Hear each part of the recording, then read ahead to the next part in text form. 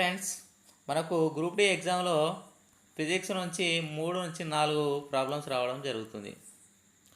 So మనకు ఒకవేళ formula వచ్చి చేసే ప్రొసీజర్ వచ్చిందనుకో, ఈ 3 నుంచి 4 మార్కులలో అట్లీస్ట్ మనం 2 మార్కులు అనేది ఈజీగా గెయిన్ చేయొచ్చు.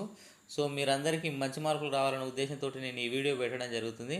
సో ఇందులో అన్ని రకాలైనటువంటి ఫార్ములాస్ ఒక 18 క్వశ్చన్లు డిస్కస్ చేయడం జరిగింది. ఇవన్నీ గ్రూప్ డి ఎగ్జామ్లో వచ్చినటువంటి పాత ప్రశ్నలు. సో మీరు జాగ్రత్తగా ఈ వీడియోని చివరి వరకు చూడండి. వీడియో లెంతీగా ఉన్నా మీకు చాలా ఇన్ఫర్మేషన్ ఇందులో దొరుకుతుంది. ఇందులో ముఖ్యమైనటువంటి ఫార్ములాస్లలో S is equal to VT, V is equal to U plus AT, S is equal to UT plus half AT square, V square minus U square is equal to AS. ఇక్కడ యూని తొలి వేగం అని, విని తుది వేగం అని, టీని టైం అని, ఎస్ని స్థానభ్రంశం అని, ఏని త్వరణం అని చెప్పేసి అంటాం. ఇవన్నీ చలన సమీకరణాలు అనమాట. నెక్స్ట్, ఒక వస్తువు అనేది పైనుంచి కిందికి పడుతుంది అనుకో. సో మనం కిందికి వస్తువుని విసిరేసేటప్పుడు స్టార్టింగ్లో దాని వేగము 0 ఉంటుంది, అంటే తొలి వేగం యూ ఈజ్ ఈక్వల్ టు 0. వస్తువు పైనుంచి కిందికి పడుతుంది కాబట్టి ఆ స్థానభ్రంశాన్ని మనం ఎత్తులలో అనుకుంటాం కాబట్టి S is equal to H.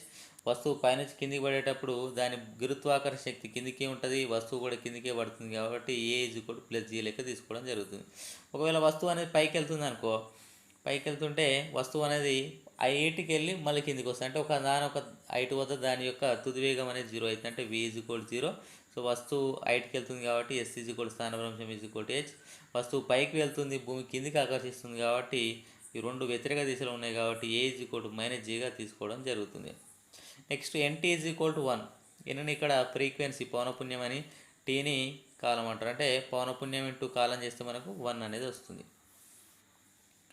Next, momentum ద్రవ్యవేగం. ద్రవ్యవేగానికి ఫార్ములా ఏంటిది? ద్రవ్యరాశి ఇంటూ వేగాన్ని ద్రవ్యవేగం అంటాం, అంటే mass into velocity MV. Centripetal force అభికేంద్ర బలానికి formula F is equal to MV square by R. M అంటే ఇక్కడ వస్తువు యొక్క ద్రవ్యరాశి, వి అంటే వేగం, ఆర్ అంటే వ్యాసార్థం. నెక్స్ట్, స్థితిశక్తి పొటెన్షియల్ ఎనర్జీ యొక్క formula P is equal to mgh.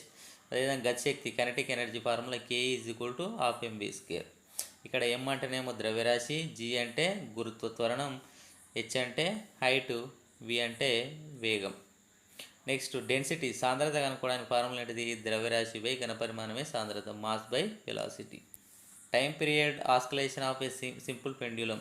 సరళాధారాత్మక చలనంలో దాని యొక్క కాలం, ప్రయాణించిన కాలం కనుక్కోవడానికి formula T is equal to 2f into √L/g. L అంటే దాని యొక్క లోలకం యొక్క పొడవు అని అర్థం. నెక్స్ట్, వీటి మీద ఎగ్జామ్లో బాగా వస్తున్నాయి చూడండి. రెసిస్టెన్సెస్ అవరోధాలని మనము శ్రేణి సంధానం చేసినాం. శ్రేణి సంధానం అంటే అవరోధాలను ఈ విధంగా కలపడం జరుగుతుంది. అప్పుడప్పుడు ఆర్ ఈజ్ ఈక్వల్ టు ఫలిత అవరోధం అనేది ఏమైతుంది? R1 + R2 + R3 అవుతుంది. ఒకవేళ ఈ అవరోధాలను సమాంతర సంధానం చేస్తే, సో ప్యారలల్గా అంటే ఈ విధంగా కనెక్ట్ చేయడం జరుగుతుంది. సో అప్పుడు 1/R is equal to 1/R1 + 1/R2 + 1/R3 అవుతుంది. నెక్స్ట్, సామర్థ్యానికి ఫార్ములా ఏంటిది? పని బై కాలమే సామర్థ్యం. Next, work. పనికి ఫార్ములా ఏంటిది? Work is equal to FS cos theta అనేది పనికి ఫార్ములా. సో ఇక్కడ ఎఫ్ అంటేనేమో ఫోర్స్ బలం అని, ఎస్ అంటేనేమో డిస్ప్లేస్మెంట్ స్థానభ్రంశం అని అర్థం. నెక్స్ట్, విద్యుత్ సామర్థ్యానికి ఫార్ములా, ఎలక్ట్రిక్ పవర్కి ఫార్ములా ఏంటిది? P is equal to I²R, లేకుంటే దీన్ని V²/R అని రాసుకోవచ్చు, దీన్ని విఐ కూడా అని చెప్పేసి అంటారు. సో ఐ అంటే ఇక్కడ విద్యుత్ ప్రవాహం అని, వి అంటే విద్యుత్ పొటెన్షియల్ భేదం అని, ఆర్ అంటే అవరోధం అని అర్థం. నెక్స్ట్, వెయిట్ భారం కనుక్కోవడానికి ఫార్ములా ఏంటిది? ఎంజీ. ఎం అంటేనేమో ఇక్కడ ద్రవ్యరాశి అని, జీ అంటేనేమో గురుత్వ త్వరణం అని అర్థం. నెక్స్ట్, ప్రెషర్ పీడనం కనుక్కోవడానికి ఫార్ములా ఏంటిది? ఫోర్స్ బై ఏరియా, అంటే బలం బై వైశాల్యమే పీడనం యొక్క ఫార్ములా. నెక్స్ట్, ఓమ్స్ నియమం ఏంటిదంటే వి ఈజ్ ఈక్వల్ టు ఐఆర్ అనేది ఓమ్ లా అన్నమాట. ఇక్కడ వి అంటే పొటెన్షియల్ భేదం అని, ఐ అంటే విద్యుత్ ప్రవాహం అని, ఆర్ అంటే అవరోధం అని అర్థం. Next, Q is equal to IT. So Q అంటే ఇక్కడ విద్యుత్ ఆవేశం అని చెప్పేసి అంటాం. సో ఐని మనం విద్యుత్ ప్రవాహం అంటాం, టీని కాలం అని చెప్పేసి పిలవడం జరుగుతుంది. Particle in the medium completes 40 vibrations 2.5 seconds the frequency of the wave. ఒక వస్తువు అట యానకంలో 40 కంపనాలు చేస్తే, ఒక కంపనం 2.5 సెకండ్లో చేస్తే దాని పౌనపుణ్యం ఎంత? ఇక్కడ చూడండి, అంటే ఒక్క కంపనం ఎంత చేస్తుంది? 2.5 సెకండ్లో చేస్తుంది. మనం ఎన్నిటి కనుక్కోవాలి? మనం 40 కంపనాలే కనుక్కోవాలి. మనం 40 కంపనాస్ కనుక్కోవాలి, 40 వైబ్రేషన్స్ కనుక్కోవాలి. ఒక్కసారి చేస్తే మనకు 2.5. సో మనకు n into T is equal to 1 అనే ఫార్ములా తెలుసు. సో n అంటే ఏంటిది? ఇక్కడ n అంటే పౌనపుణ్యం అని అర్థం. సో టీ అంటే ఏంటిది? కాలం. సో పౌనపుణ్యం ఈజ్ ఈక్వల్ టు పౌనపుణ్యం n ఈజ్ ఈక్వల్ టు ఏమొస్తుంది? టీ అటు సైడ్ పోతే 1/t అవుతుంది. సో 1/t అంటే 1/2.5. సో 1/2.5 అంటే పాయింట్ ఉంటే పైన 10 వస్తుంది కాబట్టి 25 వస్తుంది. So n is equal to ఇంత వచ్చింది. ఇది ఏంటిది? ఒక కంపనం వచ్చింది మనకు ఎన్ని కంపనాలే కనుక్కోవాలి? 40 కంపనాలే కనుక్కోవాలి, 40 వైబ్రేషన్స్ కనుక్కోవాలి. సో 40 వైబ్రేషన్స్ కనుక్కోవాలంటే ఏమవుతుంది? 40 ఇంటూ, సో దీని యొక్క పౌనపుణ్యం ఒకదాని ఎంత? 10/25. సో 5 ఎక్కలు కొట్టేస్తే 5 2ల 5 5ల 5 ఎక్కలు కొట్టేస్తే 5 8ల. సో ఎంత వచ్చింది మనకు? 16 వచ్చింది. సో పౌనపుణ్యం n ఈజ్ ఈక్వల్ టు 16 వచ్చింది. 16ని పౌనపుణ్యం మనం ఎడ్జ్లలో కొడుతాం కాబట్టి 16 8Z. 9800 joule of energy was spent to raise a mass of 70 kg. The mass was raised to height. అంటే 70 kgల బరువునట ఎంతో కొంత ఎత్తుకి ఎత్తిండట. అట్లా ఎత్తుకి ఎత్తడం వల్ల జరిగినటువంటి పని 980 జౌల్స్ అయితే ఆయన ఎంత ఎత్తుకి ఎత్తిండ అంటున్నాడు. సో ఇక్కడ చూడండి, పని జరిగింది. సో జరిగినటువంటి పని ఎంత? పని వచ్చేసి 9800 జౌల్స్ జరిగినటువంటి పని. సో ఎంత బరువు? ఎంత మనకు బరువు వచ్చేసి 70 kg. ఓకేనా? సో ఇక్కడ వర్క్, సో జరిగినటువంటి పని, ఒక వస్తువును మనం పైకి ఎత్తేటప్పుడు ఏ పని జరుగుతుంది? ఒక వస్తువు పైకి ఎత్తేటప్పుడు జరిగే పని స్థితి శక్తికి సమానమవుతుంది. దేనికి సమానమవుతుంది? స్థితి శక్తికి. సో ఇది జరిగేటటువంటి పని W ఈజ్ ఈక్వల్ టు దేనికి సమానమైతే? స్థితి శక్తికి. పొటెన్షియల్ ఎనర్జీ ఫార్ములా ఏంటిది? mgh. సో జరిగినటువంటి పని ఎంత? 9800 joules is equal to m.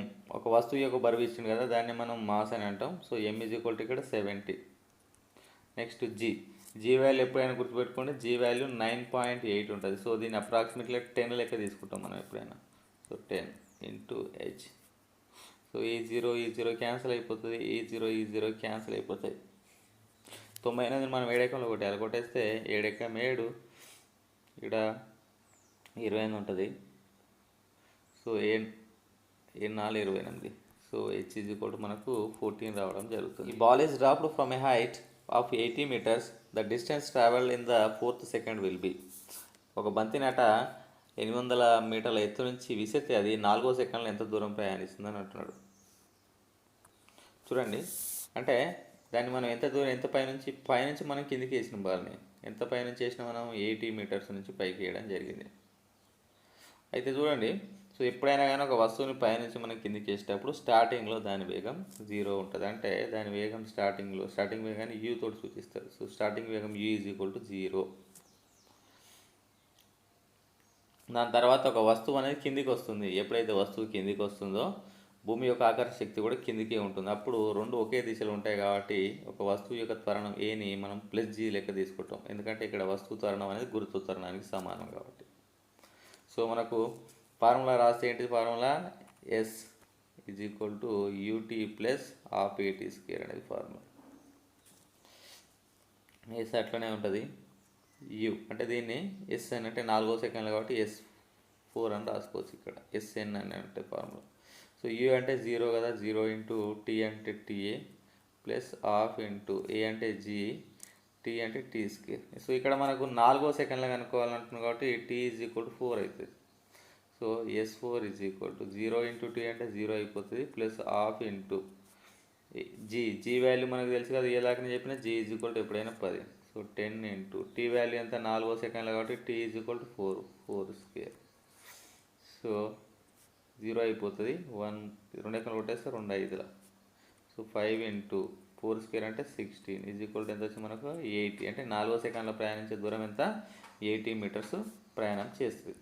Electric bulb of 12 watts per hour is used for 8 hours a day. Calculate energy consumed by bulb in a day. ఒక విద్యుత్ bulb అట 12 watts per hour పనిచేస్తా అంటే గంటకు 120 watts per hour పనిచేస్తే అది 8 గంటలలో కాదు చేసేది ఎంత? సో మనకు ఒక గంటకు తెలుసు ఎంత, గంటకి ఎంత అని తెలుసు మనకు 120 వాట్స్ పర్ అవర్. సో ఒక గంట కింద అని తెలిస్తే మరి 8 గంటలకి ఎంత అవుతుంది? ఒక గంట కింద అయితే 8 గంటలకి ఏం చేయాలి? 8 తోటి మల్టిప్లై చేయాలి. సో 120 వాట్స్ పర్ అవర్, ఇది హవర్స్. సో ఈ అవర్ ఎవరు క్యాన్సిల్ అయిపోతుంది. సో చేస్తే 12 96, 960 వస్తుంది. సో దీన్ని 960 వాట్స్ అని అంటారు, లేకపోతే దీన్ని కిలో వాట్స్ రాస్తారు. కిలో వాట్స్ అంటే 1000ని పక్కకు తీయాలి. సో 1000ని పక్కకు తీస్తే 3 అంకెల తర్వాత పాయింట్ వస్తుంది. So 1 2 3. So 0.96 kilowatts. 2 resistors 10 ohm 20 ohm connected in series to 6 watt battery. The current in the circuit will be. ఏమంటున్నారంటే నిరోధాలను 10 ఓంలు 20 ఓంలను శ్రేణిలో కలిపినప్పుడు వాటిని 6 వాట్ బ్యాటరీ కలిపితే ఆ సర్క్యూట్లో ఉండేటటువంటి కరెంట్ ఎంత అంటున్నాడు.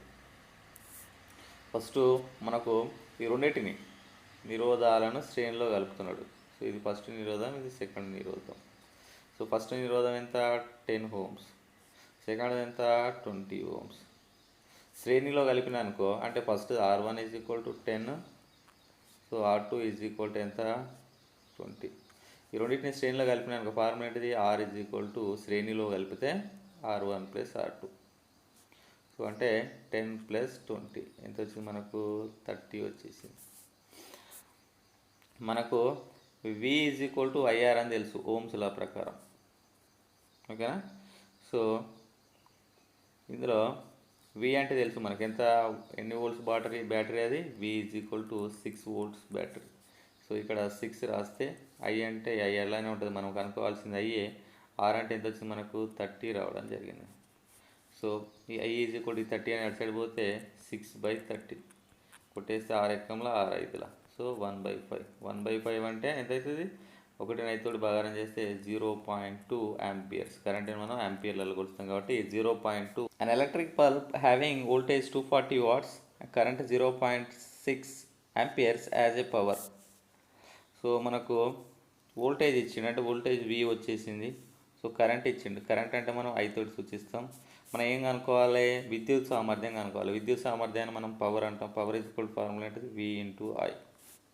సో V ఎంత మనకు? 240 అని తెలుసు. I అంటే ఎంత? 0.6.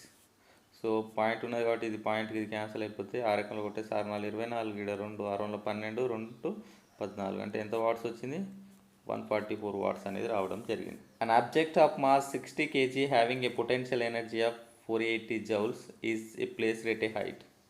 అంటే ఒక 6 కేజీలు ఉన్న వస్తువుని కొంత ఎత్తులో పెట్టడానికి కావాల్సిన స్థితి శక్తి 480 జౌల్స్ అయితే ఆ ఎత్తు ఎంత? సో మనకి ఇక్కడ స్థితి శక్తి ఇవ్వడం జరిగింది. సో స్థితి శక్తిని మనం ఇక్కడ PE అనేది ఇవ్వడం జరిగింది, 480 జౌల్స్. అదేవిధంగా వస్తువు యొక్క బరువు ఇచ్చిండు మనకు. ఎంత ఇది? వస్తువు యొక్క బరువు అని ఇవ్వడం జరిగింది. వస్తువు యొక్క బరువు మనం ద్రవ్యరాశి అంటే M కూడా ఇచ్చేసిండు. సో మనకు G వాల్యూ తెలుసు ఫ్రెండ్స్. G వాల్యూ మనం 10, ఎప్పుడైనా కానీ 10 m/s అనే G వాల్యూ అనుకుంటాం. సో మనకు ఫార్ములా ఏంటిది? స్థితి శక్తికి P = mgh అనేది ఫార్ములా. సో P అంటే ఎంత? 480. సో M అంటే ఎంత? M ఇచ్చింది కదా మనకు 6 kg. G అంటే మనం నార్మల్గా అనుకునే G10. సో హైట్ మనం ఎంత ఎత్తులో ఉన్నదో కనుక్కోవాలి, ఎత్తే కనుక్కోవాలి కాబట్టి H. సో ఈ 0 క్యాన్సిల్ అయిపోతే 6 ఎకంలో కొట్టేస్తే 6 రెంబులు 48. సో H ఎంత? 8 meters ఎత్తులో ఉంచడం జరిగింది. Of 10 Newton, 5 newtons are applied on an object in the same direction. What will be the total force applied on a body?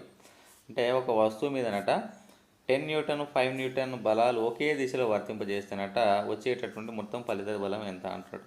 So ఇక్కడ చూడండి, 2 బలాలనే ఒకే డైరెక్షన్లో ఉన్నాయి. ఈ బలం ఏమో ఏంటిది? 10 న్యూటన్స్ అనే బలం ఒక దిశలో, నెక్స్ట్ ఇంకోటిది 5 newtons అనే బలం ఉన్నది. అంటే 2 బలాలు ఒకే దిశలో ఉన్నాయి. ఎప్పుడైతే 2 బలాలు ఒకే దిశలో ఉంటే వచ్చేటటువంటి ఫలిత బలం అనేది ఆ 2 బలాలు మొత్తం అవుతాయి. F = F1 + F2. సో మొదటి బలం ఎంత? మొదటి బలం ఏమో ఇది F1. సో రెండవ బలం ఎంత? ఇది F2. సో మనకు F = F1 + F2 అంటే 10 + 5 ఎంత వస్తుంది? 15 రావడం జరుగుతుంది. Average power required to lift a weight of 40 kg at 40 meters height for 50 seconds. అంటే 40 కేజీల బరువునట 40 మీటర్ల ఎత్తుకు 50 సెకండ్లు ఉంచి ఉంటకు కావాల్సినటువంటి సామర్థ్యం ఎంత అంటున్నాడు. ఇక్కడ చూడండి, అంటే మనకు బరువు ఇచ్చిండు. బరువును మనం మాస్ అనుకుంటాం. సో M వాల్యూ ఇచ్చిండు.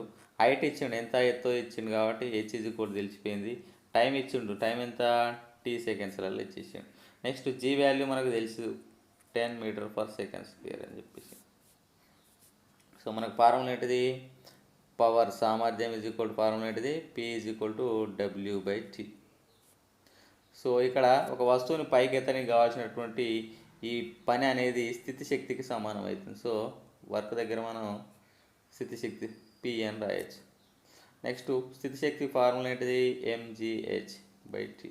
అంటే పి ఈజ్ ఈక్వల్ ఫైనల్గా వచ్చింది mgh/t రావడం జరిగింది. సో ఎం అంటే ఎంత 40, సో జీ అంటే మనకు 10 అని తెలుసు, హెచ్ అంటే కూడా మళ్ళీ 40 బై టైం ఎంత 50 సెకండ్స్. సో ఇది క్యాన్సిల్ అయిపోతుంది. 5 ఎక్కముల 5 2 4 16 ప్లస్ 2 అంటే ఎంత వచ్చి మనకు 320 రావడం జరిగింది.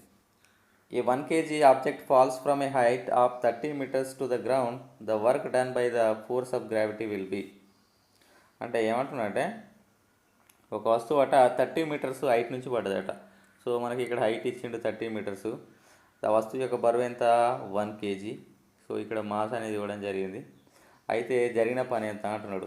ఎప్పుడైనా వస్తువు అనేది పైనుంచి కింద పడుతుందంటే అక్కడ జరిగిన పని అనేది స్థితి శక్తికి సమానం అవుతుంది. సో వర్క్ అనేది దేనికి సమానం అవుతుంది, స్థితి శక్తికి సమానం అవుతుంది. సో mgh/కి సమానం.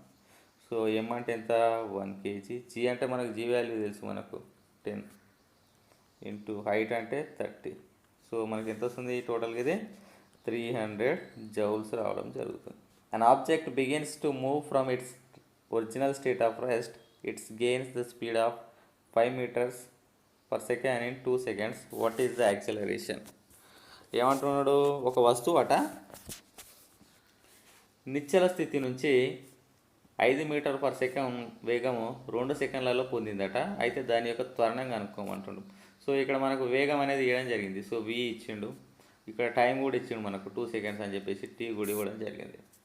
సో మనము ఏం చేద్దాం, ఫార్ములాలో సబ్స్టిట్యూట్ చేద్దాం. మనకు చలన సమీకరణాలను ఉంటాయి. ఏం ఫస్ట్ చలన సమీకరణంలో v is equal to U plus ఏటీ. సో ఇందులో మనం త్వరణం కనుక్కోవాల్సిన త్వరణం ఏ ఈజ్ ఈక్వల్ టు ఎంత అంటున్నాడు. సో మనకు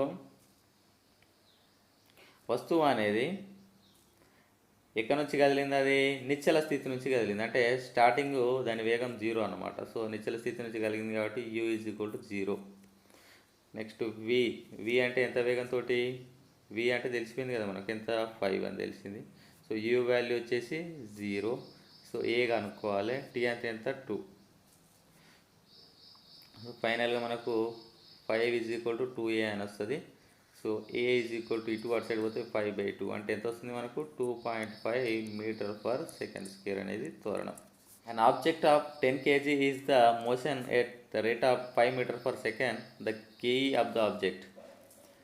అంటే ఒక వస్తువు అట 10 కిలోల బరువు ఉందట, అది 5 మీటర్ పర్ సెకండ్ వేగంతో చెల్లిస్తుందట. అయితే దాని గతిశక్తి ఎంత అంటున్నాడు. సో ఇది 10 kg బరువు ఇచ్చినట్టే అది మనకు ద్రవ్యరాశికి ఈక్వల్. సో ఇక్కడ 5 మీటర్ పర్ సెకండ్ అంటే ఇది వేగానికి సమానం. మనం ఏం కనుక్కోవాలి, గతిశక్తి ఫార్ములా ఏంటిది, k is equal to ½ mv². So 1/2. ఎం అంటే ఎంత వచ్చేసి 10 kg, వి అంటే ఎంత 5, కాకపోతే ఇక్కడ స్కేర్, సో 5². సో మనకు ఏమొస్తుంది 1/, కొట్టేయండి 2 5ల కొట్టేస్తే 5 × 5². సో 5 × 5² అంటే 25. సో 25 5ల 125 అనేది మనకు కావాల్సినటువంటి గతిశక్తి. 3 identical resistors of each of 6 ohm are connected parallel. The equivalent resistance of the combination will be. అంటే 3 అవరోధాలను అంటే ఏం చేసినట్టు ఒక్కొక్క దాన్ని 6 ohm వాటిని సమాంతరంగా కలుపుతున్నట్టు ఫలిత అవరోధం ఎంత అంటున్నాడు. ఎప్పుడైనా అవరోధాలను సమాంతరంగా కలపడం అంటే ఈ విధంగా కలుపుతారు.